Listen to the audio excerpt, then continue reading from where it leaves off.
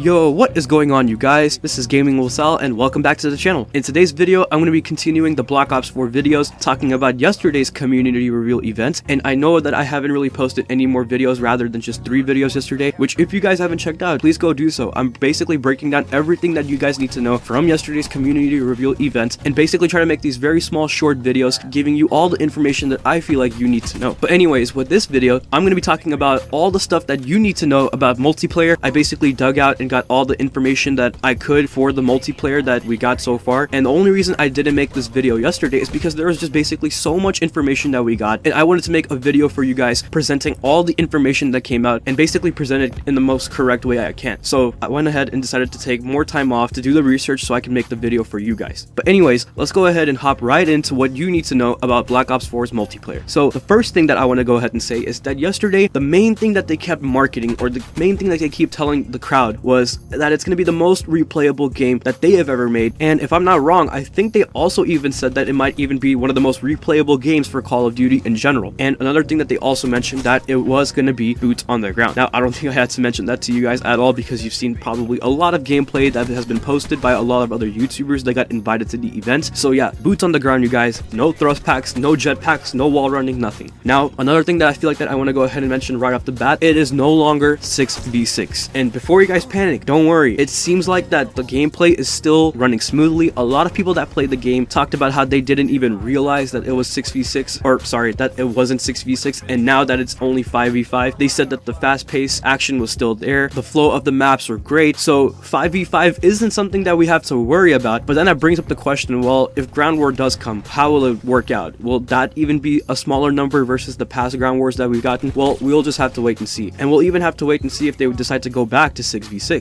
So for right now, guys, in this pre-alpha build of the game, it's only 5v5. Next I want to talk about is specialists. So I already went ahead and made a video about specialists. If you guys haven't checked out that video yet, I'll go ahead and put up a little card right here or some sort of annotation and a link in the description to that video. But yeah, specialists are back. I basically broke down every single specialist that are in the game and what their abilities are. But the one thing I want to do say is that the specialists are basically set up in a way where it's like Rainbow Six Siege, where when you go into a match and before the game even starts, that's where you get to pick your specialist. And if you already choose one specialist, the other person on your team cannot choose that specialist anymore. So there can only be one of every specialist within that game. So that's just how it works, you guys. I don't know if they're going to go ahead and change that either, and I don't know how you guys feel about that. So leave your thoughts in the comment section below. How do you feel about only being able to choose one specialist if it's not taken up already? And how do you feel about specialists altogether in general? But anyways, let's move on to the new health system. Once again, I talked about this in another video. I'll link another description below, and I'll also put up another card somewhere so you guys can go check that video out. But the normal regeneration for your health is not there anymore in Black Ops 4. It is a whole different system, so go check out my video talking about what it's going to be like now. But like I said earlier, it's boots on the ground, and one thing that people did talk about a lot whenever they got to play the game is that this is basically going to be like Black Ops 3 but without the thrusts, and that it plays like Black Ops 3. It feels like Black Ops 3 to a certain extent. It even still looks like Black Ops 3. So for those of you guys who really enjoyed Black Ops 3 and really haven't been burnt out from playing it too much, you're gonna enjoy Black Ops 4 a lot. Next, the time setting. So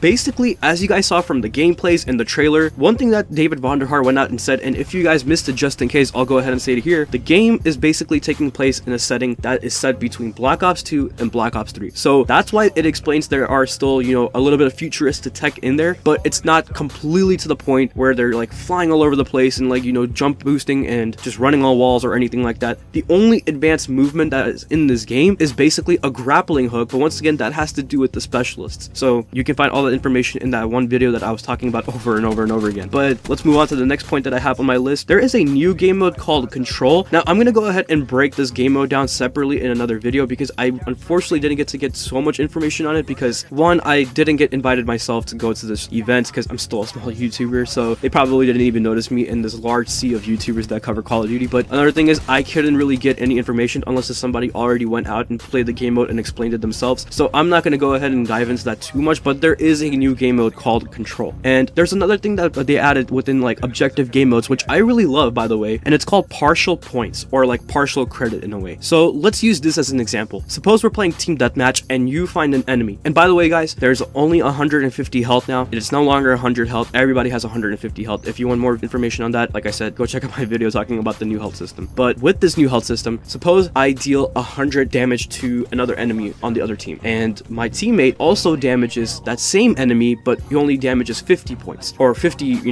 damage to him. But what happens then is that, well, how does that point or how does that credit get differentiated to those two players? Well, since you went ahead and damaged him with 100 damage, you're gonna get back 100 points that go towards your score streak, while your teammate who only damaged 50 will get 50 points, and that will go towards his score streak. So that's pretty cool how they went ahead and did that. Well, technically that was already there to begin with in other Call of Duties, right? But at the same time, the same thing goes with objective game modes. Suppose I land on a flag for domination, and I'm on the flag and I'm capturing 90% of the flag, and I get taken out. Usually in past Call of Duties, you don't get that credit back. Once you went ahead and died, you're not going to get that credit back. But after you die and you respawn back into the map, you will be awarded 90 points for capturing the flag 90% of the way, and your teammate that hopped in will only get 10% of that credit. So in a way, there is a much better reward system for those who play the objective, and that's wonderful because now it gives people the incentives to want to jump on the objective even more. Yeah, they went ahead and did that with score streaks by giving people score now for everything that they do, but the problem was that when people died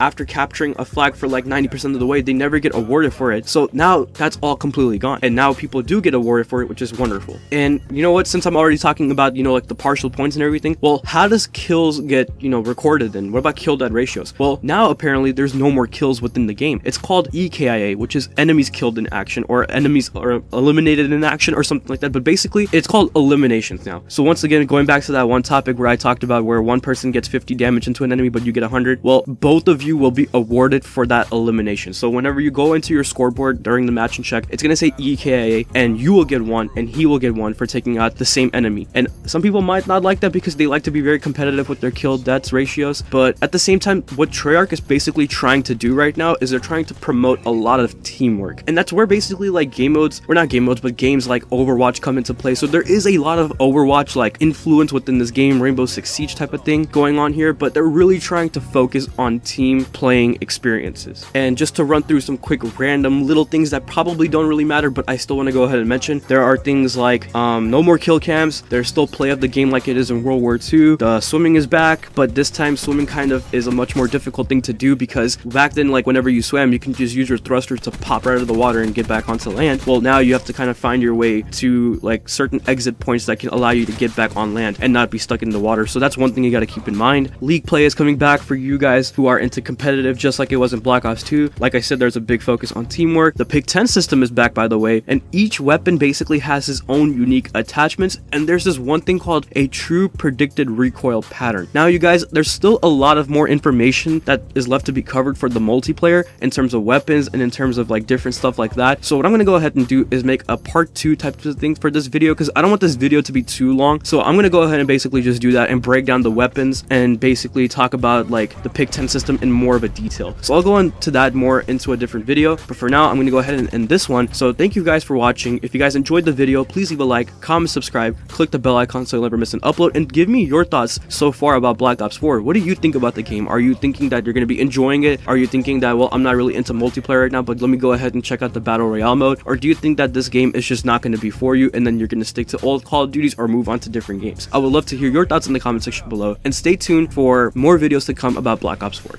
I'll talk to y'all later. Bye.